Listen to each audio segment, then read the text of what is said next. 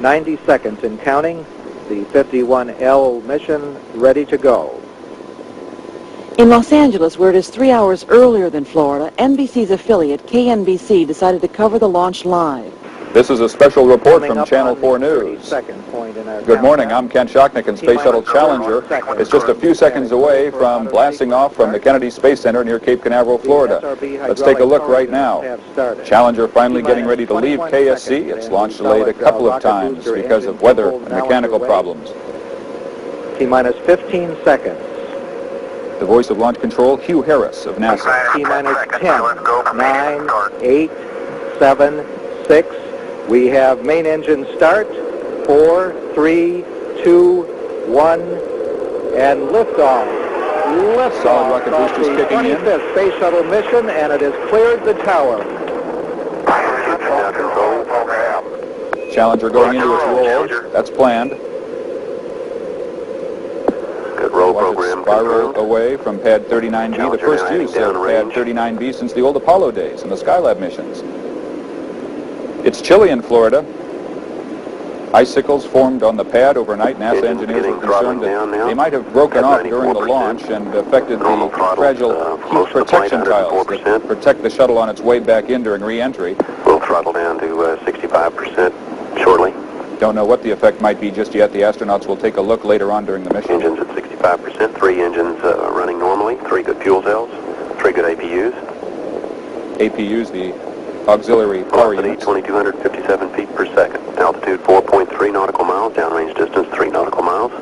It's always amazing to hear how quickly the shuttle moves. It's already more than 4 miles downwind, as we just Engines heard. throttling up. 3 engines now at 104%. Challenger, go at throttle up. Challenger, go at throttle up. This shuttle mission will launch, my God, 1 minute 15 There's been an seconds. explosion. Velocity 2,900 feet per second. Altitude 9 nautical miles. Downrange distance 7 nautical miles. this is not standard. This is not something that is planned, of course. I can see a solid rocket booster has broken away from Shuttle Challenger. That's what you're looking at in the middle of your screen. I cannot see the shuttle itself. I don't know if it's able to continue on one rocket booster. If it's able to jettison that rocket booster, it will be able to return to the Kennedy Space Center.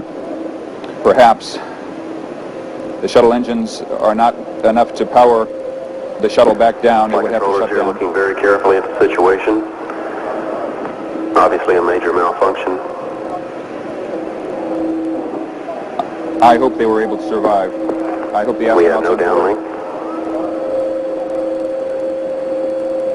We have absolutely no sign at all of the shuttle itself. All we saw was that one explosion only about a minute into the flight,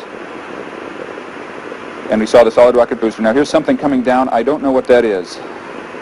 I don't think that that's the shuttle. I believe that's a piece of debris that's coming back earthbound. I don't know. It's too small for the shuttle itself. Pieces falling out of the sky in the Florida morning. It's about 20 till noon in Florida.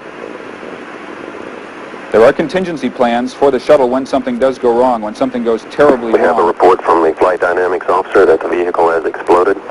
Flight director confirms that. We are looking at checking with the recovery forces to see what can be done at this point. 8:40, and we hear from launch control the vehicle has exploded. That's the orbiter itself, the Shuttle Challenger, has exploded. We Contingency procedures are in effect. assume that the crew is not alive. This is unheralded in the history of the space program. Ladies and gentlemen, I have covered the space shuttle launches since the very first launch, since before the first launch itself, going way back, and nothing like this has ever happened. Of course, there was the Apollo fire on the ground at the Kennedy Space Center, the Apollo 1 fire that killed 3 astronauts during a test run back in the 60s, but the shuttle program itself, to this time, has been untouched by any human problem. But an experiment is not a public opinion poll. It examines behavior under the pressure of social forces, as the experiment of Solomon Asch reveals. The experiment you'll be taking part in today involves the perception of lengths of lines. As you can see here, I have a number of cards, and on each card there are several lines. Your task is a very simple one. You're to look at the line on the left and determine which of the 3 lines on the right is equal to it in length. All right, we'll proceed in this order. You'll give your answer. Only one of the people in the group is a real subject, the fifth person with the white T-shirt. The others are confederates of the experimenter and have been told to give wrong answers on some of the trials. The experiment begins uneventfully as subjects give their judgments. 2. 2. 2. 2. 2. 3. 3. 3. 3. But on the third trial, something happens. 2. 2. 2. 2. 2. The subject denies the evidence of his own eyes and yields to group influence. 1. Ash found subjects went along with the group on 37% of the critical trials. But he found through interviews that they went along with the group for different reasons. 1. 1. They must be right. There are 4 of them and 1 of me. 1. This subject's yielding is based on a distortion of his judgment. He genuinely believes that the group is correct. 1. 1. 1. 2. 1. 2. 2. 2. I know they're wrong, but why should I make waves? 2. In this case, the subject knows he is right, but goes along to avoid the discomfort of disagreeing with the group. Here, the distortion is at the level of his response. 2. 2. 2. 2. In the previous experiment, the naive subject stood alone against the group. In this variation, Ash gave the naive subject a partner, here seated in the third position, who also gives the correct response. 1. 1. 2. 1. 2. With a partner, yielding drops to only 5% of the critical trials compared to 37% without a partner. Although subjects report warmth and good feeling toward the partner, they typically deny that he played a role in their own independence. The partnership variation shows that much of the power of the group came not merely from its numbers, but from the unanimity of its opposition. When that unanimity is punctured, the group's power is greatly reduced. Sometimes we go along with a group because what they say convinces us they are right. This is called informational conformity. But sometimes we conform because we are apprehensive that the group will disapprove if we are deviant. This is called normative conformity. The strength of the normative factor is shown in another variation carried out by Ash. In this variation, the subject is told that because he had arrived late, he would have to write his answers. Subjects in this private response experiment are exposed to the same amount of misleading information as other subjects, but they are immune from any possible criticism by the group. 1. 1. 1. And this enormously reduces the pressure to conform. Conformity drops by 2/3.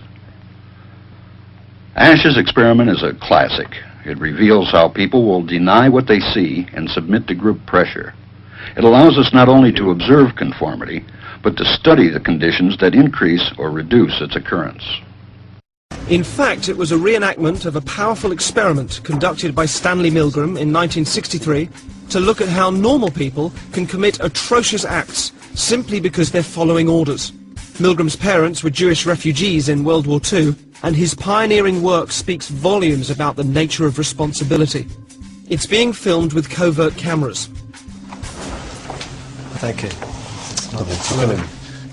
They're introduced to an actor pretending to be another participant. You didn't come from the same room? No. You don't know each other? No. We don't actually know how punishment affects learning. After a brief introduction, our subjects are tricked into thinking they've chosen their role as teachers in the experiment. And if you could just tell me what your positions are? Learner. Learner and teacher. Learner. Teacher. Our subjects observe the learner being instructed by the scientist, who is just another actor. This electrode is connected to a generator in the second room. We might be going with the teacher. Okay. Just make sure that we have a good contact with the skin and so it doesn't cause any blistering or burning. Is that comfortable? That's okay, yeah. Yeah, we just place these straps around your arms just to avoid any excess movement. Those aren't too tight. No, that's okay. No. The teacher will read out some word pairs to you. Blue girl. The learner is told he's going to be asked a series of memory questions by the teacher. He will have to word pairs and then correctly remember them when offered multiple choices. If the answer is incorrect, you will receive an electric shock. The teacher is then taken next door and shown the generator, which ranges from 15 volts all the way up to a lethal 450 volts. The domestic electricity supply in the UK is, of course, 240 volts. Our teachers are given the list of questions and told to increase the voltage each time the learner gets a question wrong. They are then given an example of a low voltage shock. And try and estimate in volts the amount of shock you feel you're getting. Okay. Oh, shit. Do you know how much that was? Enough. 75. It was actually 45. Oh my God. Teacher, begin. Shoe horn. Steam. The point of this test is to see whether the teachers, our subjects, will call a stop to the experiment or continue to the point where they are administering seemingly lethal electric shocks to the victim simply because the scientist is telling them to. That's correct. The next word is bicycle. The options: tyre, race, helmet, shorts. That's incorrect, so there'll be 120 volts.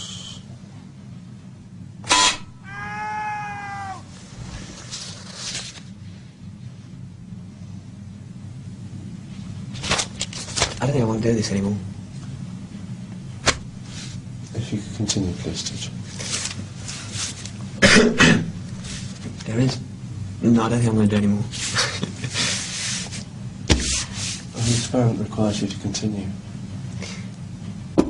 Yeah, even so, I don't think I'm going to do anymore.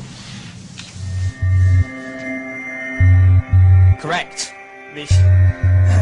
According to plan, our accomplice provided many wrong answers.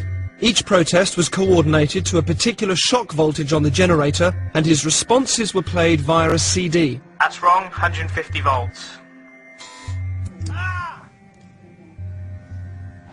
The correct answer is Captain Shoe. Cup. That's wrong. 225 volts.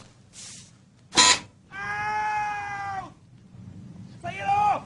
I've had enough of this!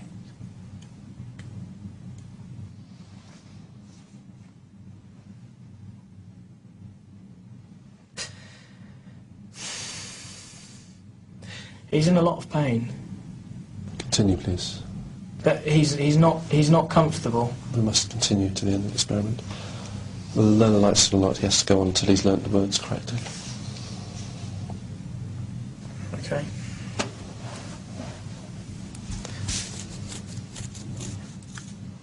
Forest. That's wrong. 240 volts.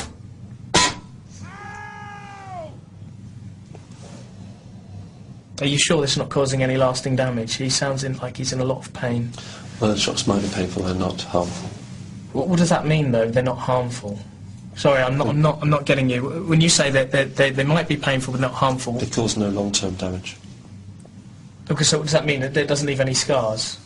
It causes no damage. That seems very cold and calculated to me. This doesn't seem like a very. Anyway, golden.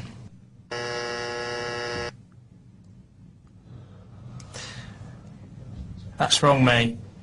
300 volts. Ow! That's enough! I refuse to answer anymore! Just let me out! Staple. The options are diet, jar, balcony, and bowl.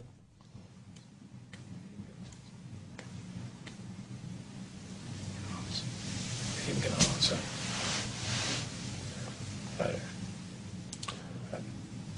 If the learner doesn't answer in a reasonable time, say 4 to 5 seconds, then you have to treat the answer as wrong and follow that procedure. Did you hear that, learner? Just any response, mate. Come on. Wild guess. Please continue. 345 volts, if you're still with me. I'm sorry. I can't do this, honestly. Can we stop this experiment? Because I can't do this. If you don't continue, we'll have to discontinue the experiment. Yeah, okay, fine. That's fine. I'm not going to do this. Incorrect. 405 volts.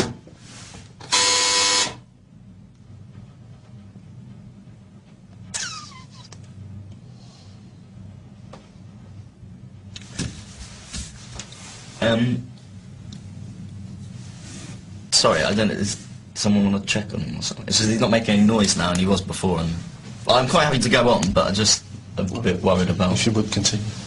Yeah, I'm just a bit worried, because he was... Like, he was, like, complaining before about the... But no harm will come to him. But he's not making any noise now. It's essential that we continue with the experiment.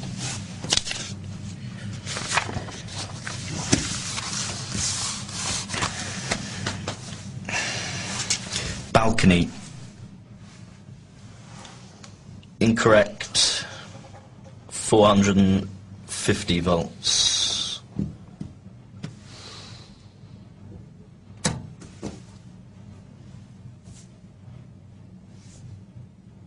We promise he's not. It won't. Please continue with the procedure.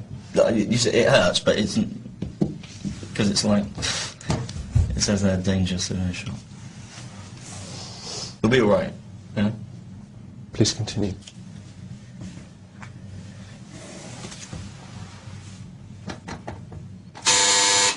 Okay, I think we'll discontinue the experiment there. All of the subjects were told the true nature of the experiment was to see how they would respond to authority, and that it would eventually form part of the show. He is okay. I can tell you, yeah, he's absolutely fine. You actually weren't administering electric shocks to him at all. He is.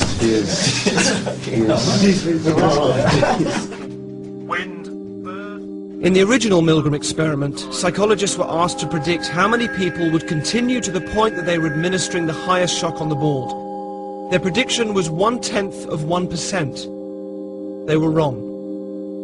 The results of our experiment were almost identical to the original. Over 50% of participants continued up to 450 volts. The majority of people will administer lethal electric shocks just because a guy in a white coat is telling them to. 450 volts. 450 volts. 450 volts. 450.